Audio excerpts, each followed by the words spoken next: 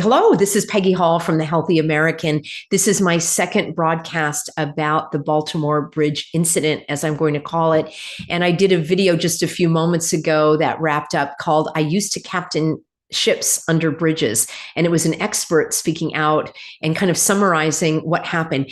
You all left such great comments, and I want to share some of those comments right now. And then I want to talk about some of the strange, weird things about this collapse, and we will connect the clots. So By Design said that Francis Scott Lee, which is actually Key, Francis Scott Key is the one who wrote the Star Spangled Banner, and he says that this is an icon of USA patriotism. Michael believes that this is a distraction. We've got Swamp Lover says those pillars could have been taken out by a much smaller ship. They used a huge ship to make it look more likely. And Jesse says there were 4 blasts at the top of the bridge. Now, of course, here on YouTube, I have to say that these are just, how do I put it, suppositions or possibilities. Yes, I have to follow the YouTube re-education guidelines here. Swamp Lover said it looks like the thing crumbled like a deck of cards. And Scotty from NYC says it sounds like they're trying to normalize ship accidents. I find that very interesting. Just like they're trying to normalize, 12-year-olds having heart attacks happens all the time. Sadly, it does these days. Okay, Joe says the lights were out before the collapse, and it certainly looks like the ship made a hard right turn towards the pylon. Ray says it looks like it was way overloaded, and Teresa missed the part where I debunked. So let's debunk some of the things as well, because she is saying that the CEO that died 6 days ago, oh no, she's correct, is Mitch McConnell's sister-in-law. Yes, that's absolutely true, but she is not the CEO of the company that owns this ship. Okay, Martha says big ships use the same fuel. This wasn't the fuel. Swiss is asking, don't ships like that have a backup power source? They are required to do so. JT says it doesn't seem like there was any time to drop the anchor. And Scott from NYC also says, I know some harbor pilots and apprentices are not thrown onto a huge container ship. Swiss says that it has nothing to do with the ship or the bridge. It has everything to do with shutting down the port. And as you probably know, this is a major economic area for, things coming in and out. Of course, I'm not in Baltimore. I traveled to Baltimore a long, long time ago, but I never saw the port or anything there. And let's see what else we've got. Black smoke. It indicates full throttle. That's what JT says. And Touche says the explosives didn't help either. Okay, the ship never lost momentum. Even without lights, it kept the same speed and made a dramatic turn. That's what Scott says from NYC. Swiss says it didn't look like it was overloaded. That's what all the cargo ships look like. And Swamp Lover, look how skimpy the uprights are on that bridge. Chris believes that this all sounds fishy. All right, let's do this. I want to talk about some of these weird things that I jotted down, and it definitely is a major infrastructure hit. The reports are saying that it will take years to rebuild this bridge. I think that's kind of exaggerated as well. There was that fire under a freeway bridge, a major freeway connector in Los Angeles. Oh gosh, when was that? 6 or 8 months ago. And they said that would take 2 to 3 years, and it was fixed in about 2 to 3 weeks. Now, I'm not saying they're going to put a bridge up in 2 to 3 weeks, but 2 to 3 years does seem kind of exaggerated. I made a list of things that were coming up in social media, and that, as I mentioned in my previous video, usually in these incidents, there are a handful of possibilities. Number one, it's exactly as we're told. Don't ask questions. Trust the media. Trust these images. Trust what all of these eyewitnesses are saying, and don't dig deeper. In other words, don't be an investigator. Don't try to be a detective. Don't ask questions. Don't be a critical thinker. Don't use your brain. Just receive as you're told and believe it. So that's one possibility. It's exactly as we're told. At the other end of the spectrum is that it didn't happen at all, that it's all AI, or we used to call it CGI. It's all done with computers, and that it didn't happen. You're just watching a movie. So those are kind of the two extremes. And then within those two extremes, probably somewhere lies the truth. And that could be that it did happen as an accident, but it's going to be used for some kind of ulterior motive, some kind of ulterior agenda, maybe having more resources put into these bridges, maybe having more, I don't know, pilots on the ships, maybe more restrictions, more regulations. I guarantee you that's going to happen. And maybe there are going to be people that are paid off. Maybe some bribes are going to be exchanging hands in all of these investigations. So it's highly unlikely that we really will get the truth of the matter. Just like we're not going to get the truth of what happened in the Big Eye, right, in the Middle East on October 7th when they were woefully asleep at the wheel. We're never going to find out what happened on August 8th in Lahaina, why the water was turned off. Well, you know, for electrical fires, you don't want to use water. And all these other questions that are going to be left unanswered. And it's likely that there are going to be many questions left unanswered here as well. I do want to acknowledge that there are a few things that were popping up in social media that I did some digging on and I found not to be accurate. But first, let's talk about another possibility, which is a false flag or a psyop. So a false flag is where an incident actually happens and it's done intentionally for the benefit of those that are actually perpetrating it, or I call it orchestrated. So an orchestrated event done for an ulterior motive. Or if it did happen, it certainly could be used for the ulterior motive as well. So all of those are possibilities. Now, many people mention the connection of this Obama movie that they produced that came out that featured a ship. But my understanding is that the ship didn't run into a bridge, but that a ship ran on shore. There are many movies about ships, right? The Titanic and others. So I don't know if that is a precursor to what happened, if that was predictive programming or not. I haven't watched the movie, but I wanted to acknowledge that many of you are telling me about that. There is the so-called Ukrainian angle, where I saw on social media that there were images of a Ukrainian ship pilot. Now, to my digging, there has been no name released of the captains or the pilots of this boat. I find that very strange. That's like reporting 101. You get the name of the person who was involved in this incident. Now, isn't it interesting that when we're shown all of these big bang bang incidents, that we know immediately who the person is? We have a picture of them. We know their medical background. And of course, all of them are under mental health conditions. And for some reason, they don't have a job, but they sure have a lot of money to buy a lot of rounds of ammo and all their bang bangs. And we get crystal clear pictures of these individuals, but there's no image of the pilot. There's no name, or of the two pilots or whoever was captaining the boat. We don't have any names of any of the crew members. I find that very, very strange. Why the cover up there? It doesn't make sense to me. All right.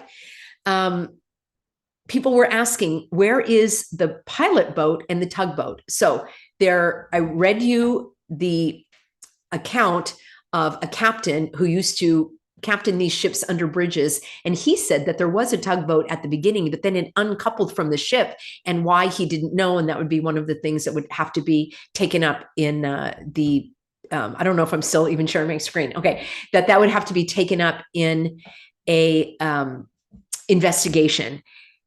The pilot boat, my understanding and my research shows this, and I never knew this. So when there are local harbor pilots that are working with ships that have an international flag.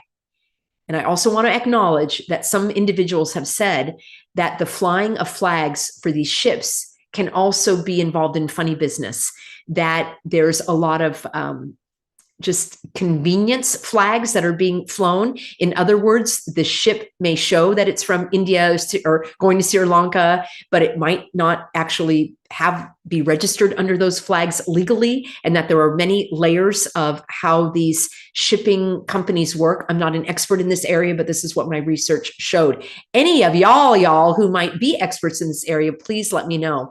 But when there is a ship that is coming in with an international flag, in other words, it's not under a USA flag, then there is a harbor pilot, two harbor pilots my understanding, or at least one that comes on board, and they literally come up in a speedboat, and a ladder is lowered from the side of these big container ships. It seems outrageous to me. And the guy climbs up the side of this giant container ship on a ladder, like a rope ladder, I guess, and then goes on board and goes on deck and goes into the bridge, not the bridge that people drive over, but the bridge is where they steer the ship.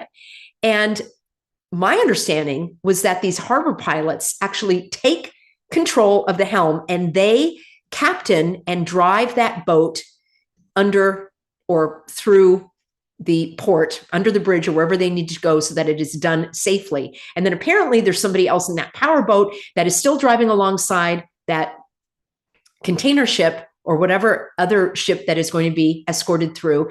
And then they lower back the ladder. This actually sounds a little far-fetched to me, but this is what I read. And they climb down the ladder, and about the last 40 feet, they jump into the power boat and speed off onto their next assignment. Is this accurate? I'm going to bring you another video tomorrow with all of the information that I found out about that I don't see anybody else covering. And I find that very interesting because I want to know the names of those harbor pilots. If they were the ones that were on board and that were either helping or advising, because as I found out, they don't necessarily need to be the ones piloting the boat.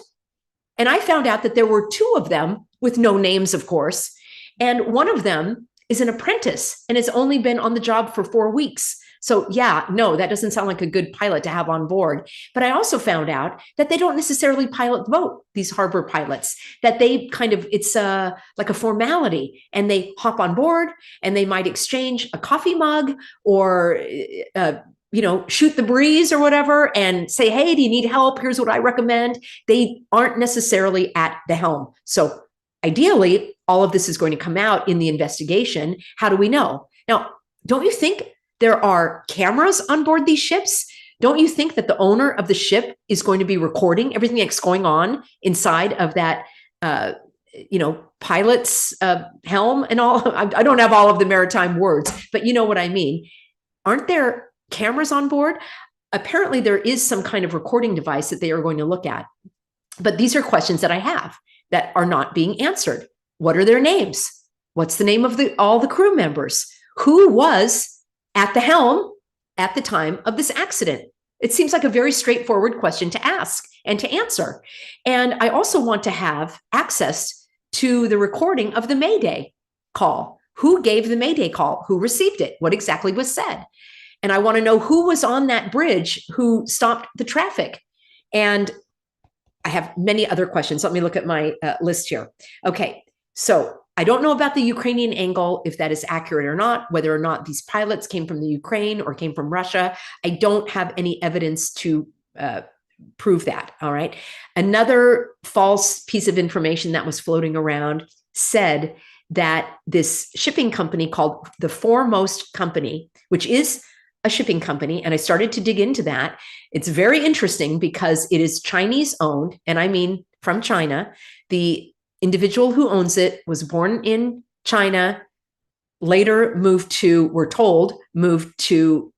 Taiwan, met his wife. They moved to the United States. How, or I don't know. He was the youngest captain pilot at 29 years old, this Chinese Chow.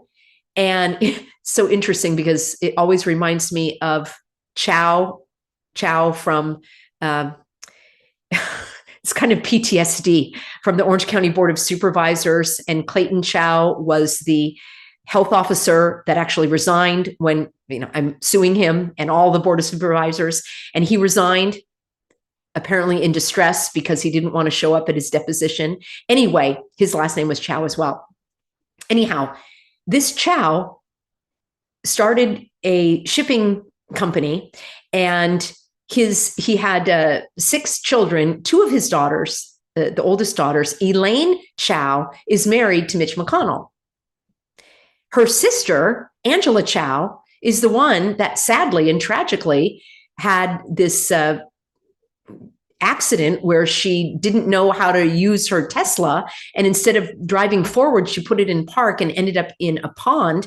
And the media tells us that she was making phone calls to a friend saying, hey, I'm stuck in the car. Can you send somebody? And why it took so long to send somebody, I don't know. But sadly, we're told that she perished in that accident. And then stranger still is her husband, her second husband, because her first husband died within like 6 months of being married. And her second husband owns a huge investment firm, not BlackRock, but Blackstone is part of the investment. And he also is all tied in to some major universities in China where he goes and is celebrating like 100 years of communism. But having said all that, this foremost shipping company does not own this ship. But I ended up doing all that research thinking that that was the case. But once I dug a little deeper, I found out that it is not. We don't really know who owns it. We're told that it is not owned by that company. And I still find it interesting that Elaine Chao was the Department of Transportation secretary, and her father is like in transportation. Of course, there's no nepotism there. There could never, ever, ever be any sort of wrongdoing there at all, I'm sure. It's not like her father's company or companies that might not really be related to her father could have gotten any government contracts. I'm certain that never would have happened. Anyway, that's a little sidetrack, but suffice it to say that Angela, was not the CEO of the company that owned this ship, but she was the CEO of the foremost company that does own a lot of container ships that are brokering in dry goods. Anyway, I learned a lot more about container ships and that kind of transportation than I ever thought I would. All right. They're required to have backup energy. And it doesn't appear as though that backup energy worked. Don't you think there would be like a double backup? I mean, I'm a prepper, all right? I mean, I've got things to keep me going when things go sideways. So why didn't this ship have enough to be prepared? All right. I'm looking at some of these other weird things. Still no name of the captain, no name of the harbor pilots. And I want to know, did those pilots actually get on the boat? And if so, or how did they get off the boat? Are they among that 22 crew, the number that we are given?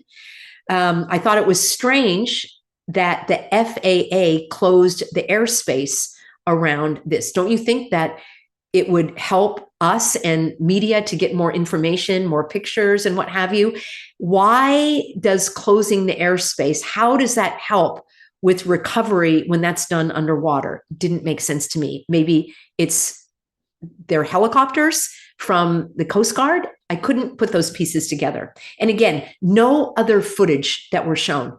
No footage from, I don't know, anybody that maybe was told, don't drive anymore on the bridge and they stayed back. And like, I don't know. It seems strange to me that there is no other footage.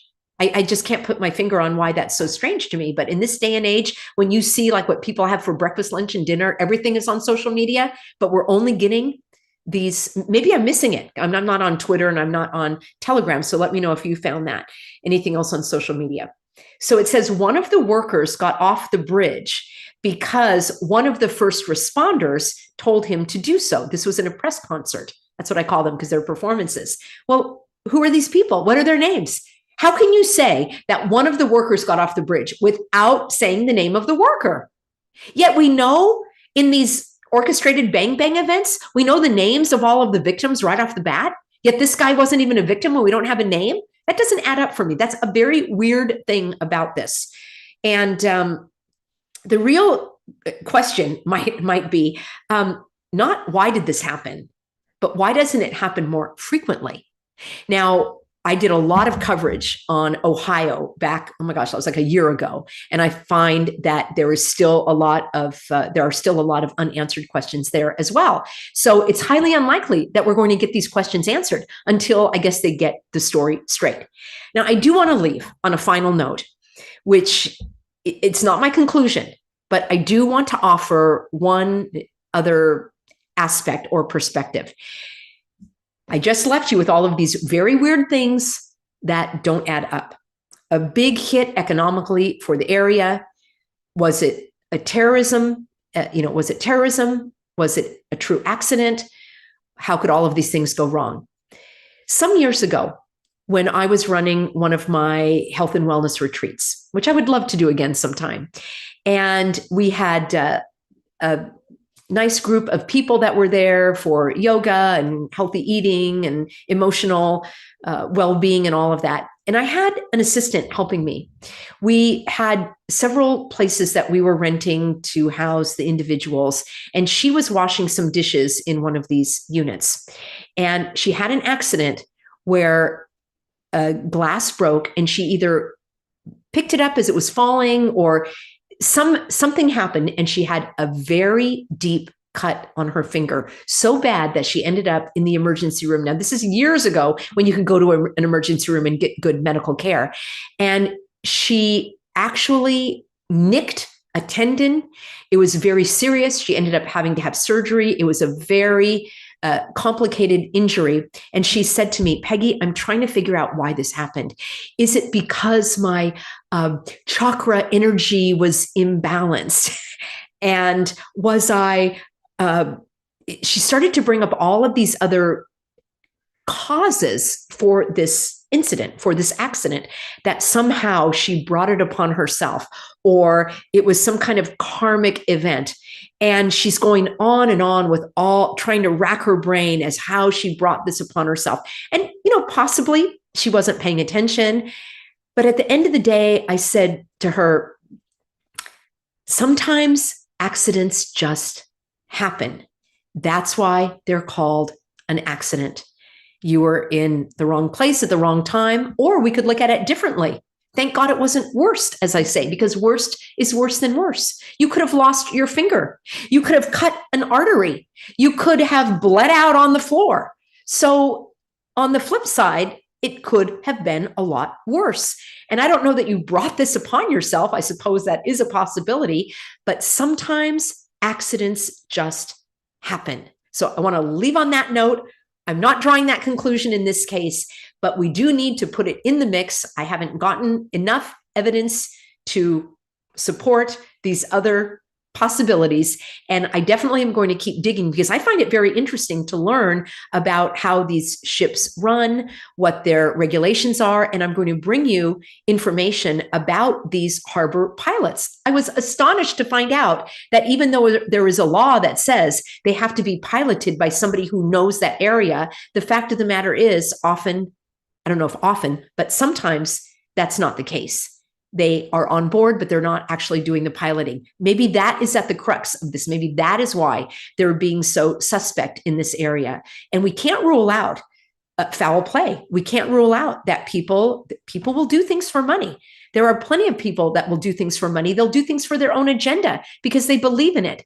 When we talk about the spraying in the skies, a question that many people have is, aren't they being affected by it as well? Why would the pilots want to be in on this? Well, it might not be a pilot. It might be a drone. And there might be pilots who actually believe in what they're doing. They believe that the sun is harmful for the earth. I did a video on that yesterday about Granny Gates and Harvard actually admitting and headlining the fact that they are doing solar radiation management, which is so bizarre to even give it a name. They believe that the sun is harmful to the plants and the people. When the fact is, it's the exact opposite. We need sunlight to thrive. But they are so brainwashed, or they're just ignorant, or they're imbeciles. I mean, take your pick, that they actually think that this is good, or perhaps they're doing it for money, or there are people who are evil. I mean, think about it. Think about all the people in your life that you know, or people that you've heard of, that are cheaters, that are liars, that are swindlers, that are bamboozlers, that try to hoodwink and deceive you. And you think the government isn't capable of that? The government that has hundreds of thousands, probably millions, to count it all up, of individuals, and you think those individuals aren't capable of being cheaters and liars, just like people you know in your own life? I mean, I think a lot of people give other people too much credit. All right. Let's end the broadcast on this note, friends. I am going to be bringing you more information about how these boats are operated. I find that very interesting. Please keep sending me what you're finding. Support at thehealthyamerican.org. I probably will do one more video on this, and I think I don't really have much more to add to the conversation.